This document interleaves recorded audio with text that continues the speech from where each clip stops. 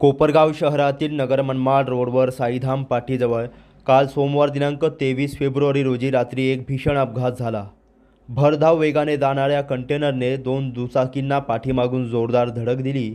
या अपघातात येवला येथील 20 वर्षीय तरुणाचा मृत्यू झाला असून अन्य तिघे जखमी झाले आहेत।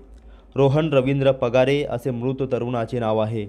रोहन आपल्या मामाच्या गावी कोपरगाव तालुक्यातील कानेगाव येथे त्याचे मित्र कुस्ती खेळणार असल्याने कुस्ती पाहण्यासाठी त्याच्या मित्रांसोबत आला होता, परंतु रोहनने बघितलेली ही कुस्ती शेवटची ठरली असून मामाच्या गावाची भेट ही अखेरची ठरली आहे। या दुर्दैवी घटनेने सर्वत्र हळहळ व्यक्त केली जात आहे। याबाबत पोलिसांकडून मिळालेल्या माहितीनुसार येवला येथील रितेश सुनील भोसे वय 25 वर्ष, शुभम आकाश सुकाशी आणि रोहन रवींद्र पगारे हे तिघे मित्र कानेगाव येथे रोहनच्या मामाच्या गावी यात्रा व कुस्त्या खेळण्यासाठी गेले होते। कुस्त्यांचा कार्यक्रम आटोपून रात्री 9 वाजेच्या सुमारास ते आपल्या दुचाकी क्रमांक MH15 KF 9591 वरून येवल्याकडे परतत होते।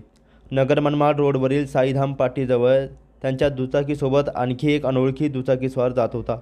यावेळी पाठीमागून आलेल्या एका भरधाव कंटेनरने HR 38 AD 0836 याने दोन्ही दुचाकींना जोराची धडक दिली। या धडकेमुळे दोन्ही दुचाकींवरील तरुण रस्त्यावर फेकले गेले। दुर्दैवाने रोहन पगारे याच्या अंगावरून कंटेनरचे टायर गेल्याने तो गंभीर जखमी झाला आणि त्याचा दुर्दैवी मृत्यू झाला। अपघात होताच परिसरातील नागरिकांनी धाव घेत कंटेनरला थांबवले।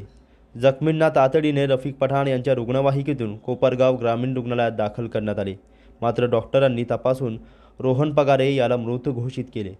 रितेश भुसे, शुभम सुकाशे आणि अन्य दुचाकीस्वार जगदीश चंद्रसेन लोखंडे राहणार खिरडी गणेश तालुका कोपरगाव या जखमी झाले असून त्यांच्यावर उपचार सुरू आहे। अपघातानंतर कोपरगाव शहर पोलिसांनी तातडीने सूत्रे हलवत कंटेनर चालकाला ताब्यात घेतले। तौफिक खान शेर खान वय 30 वर्ष राहणार भिंड मध्य प्रदेश असे आरोपी चालकाचे नाव आहे।